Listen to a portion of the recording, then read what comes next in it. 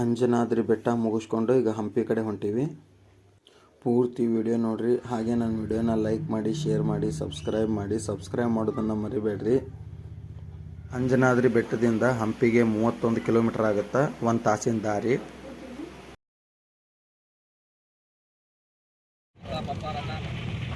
ನೀವು ಹಂಪಿನ ನೋಡ್ಬೇಕಂದ್ರೆ 2 ದಿವಸ ಬೇಕಾಗುತ್ತೆ.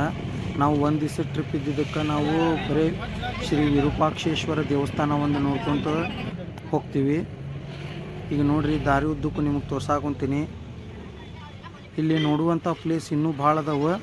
ಆದರೆ ಏನಪ್ಪ, 2 ದಿನ ಬೇಕಾಗಿದ್ದಕ್ಕೆ ನಾವು ಬರೀ ವಿರೂಪಾಕ್ಷೇಶ್ವರ ದೇವಸ್ಥಾನವನ್ನು ನೋಡ್ಕೊಂಡು ಹೋಗ್ತೀವಿ.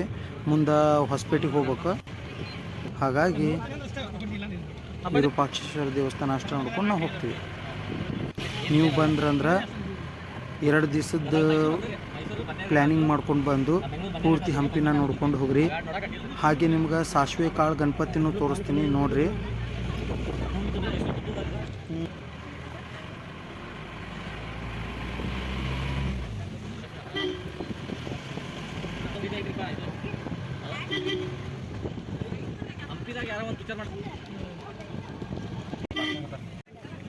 ನೋಡ್ರಿ, ನಾವೀಗ ದೇವಸ್ಥಾನದ ಕಡೆ ಹೊಂಟೇವಿ. ನಿಮಗೆ ದೇವಸ್ಥಾನ ತೋರಿಸ್ತೀನಿ. ಇಲ್ಲಿ ಕೋತಿಗಳು ಭಾಳ ಇರ್ತಾವೆ. ಏನಾದರೂ ನೀವು ಹಣ್ಣು ಹಂಪಲ ತೊಗೊಂಬಂದು ಕೋತಿಗಳಿಗೆ ತಿನ್ನಕ್ಕೆ ಕೊಡ್ಬೋದು. ನಾವು ಟೋಸ್ಟ್ ತೊಗೊಂಬಂದಿದ್ವಿ, ಟೋಸ್ಟ್ ಕೊಟ್ಟಿವಿ.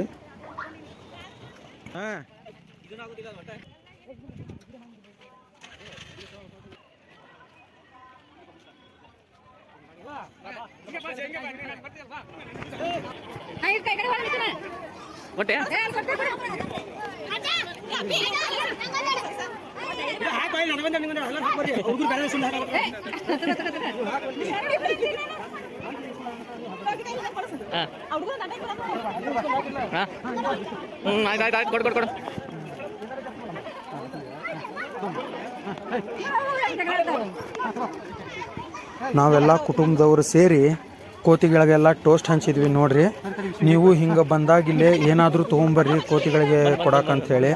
ಹಣ್ಣು ಹಂಪಲ, ಬಿಸ್ಕಿಟು.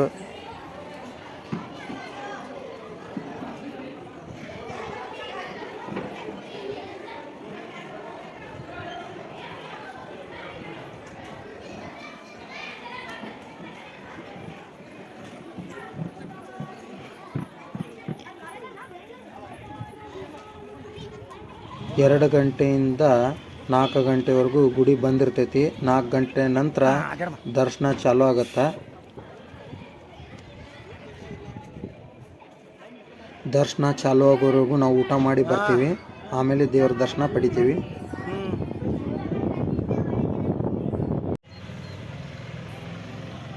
ಸಾಸಿವೆಗಾಳ ಗಣಪತಿ ಐತಲ್ಲ, ಅದ್ರ ಬಾಜುನ ನಾವಿಲ್ಲೇ ಊಟಕ್ಕೆ ಕುಂತೀವಿ. ಇಲ್ಲಿ ಯಾವುದು ಕೋತಿಗಳ ಕಾಟ ಇರಂಗಿಲ್ಲ ಅಂಥೇಳಿ ನಾವು ಇಲ್ಲಿ ಊಟಕ್ಕೆ ಕುಂತೀವಿ.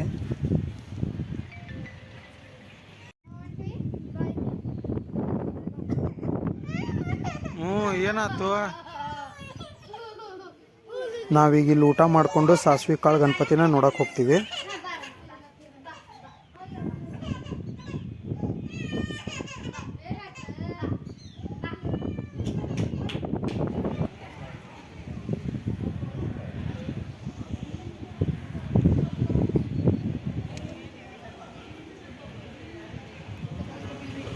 ಈಗ ನಿಮ್ಗೆ ಸಾಸಿವೆ ಕಾಳು ಗಣಪತಿ ತೋರಿಸ್ತೀನಿ ನೋಡ್ರಿ.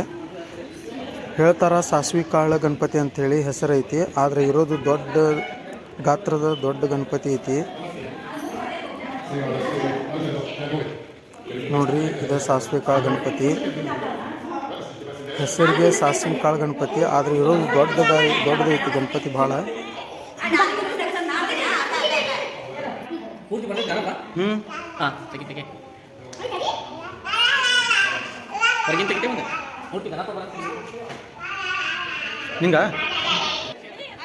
ನೋಡ್ರಿ, ಈಗ ನಾವು ದರ್ಶನಕ್ಕೆ ಬಂದ್ವಿ. ಈಗ ಇಲ್ಲಿ ಆನೆನ ನೋಡಿಕೊಂಡು ನಾವು ಒಳಗಡೆ ದೇವ್ರ ದರ್ಶನಕ್ಕೆ ಹೋಗ್ತೀವಿ.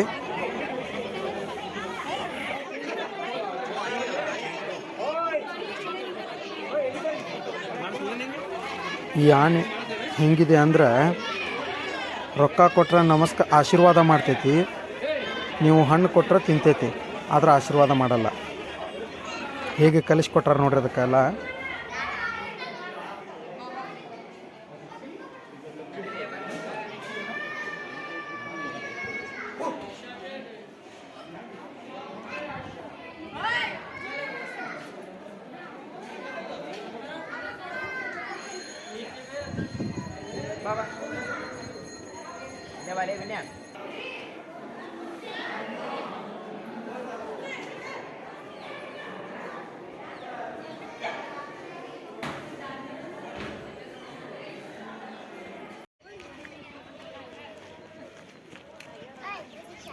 ಈ ಹೊಂಡದ ಕಡೆಯಿಂದ ಸ್ವಲ್ಪ ಮುಂದ್ಗಡೆ ಹೋದ್ರೆ ಅಲ್ಲಿ ಬಾಜು ನದಿ ಐತಿ, ತುಂಗಭದ್ರಾ ನದಿ.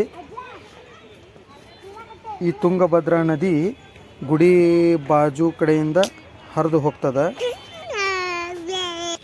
ಗುಡಿ ಪಕ್ಕದಿಂದನ ಈ ನದಿ ಹರಿದು ಹೋಗ್ತೈತಿ ನೋಡ್ರಿ. ಹಾಗೆ ನನ್ನ ವಿಡಿಯೋನ ಲೈಕ್ ಮಾಡಿ, ಶೇರ್ ಮಾಡಿ, ಸಬ್ಸ್ಕ್ರೈಬ್ ಮಾಡಿ. ಈ ವಿಡಿಯೋ ನಿಮ್ಗೆಲ್ಲರಿಗೂ ಇಷ್ಟ ಆಗೈತೆ ಅಂತ ಅಂದ್ಕೊತೀನಿ. ಮತ್ತೆ ಮುಂದಿನ ವಿಡಿಯೋದಲ್ಲಿ ಸಿಗ್ತೀನಿ. ಧನ್ಯವಾದಗಳು.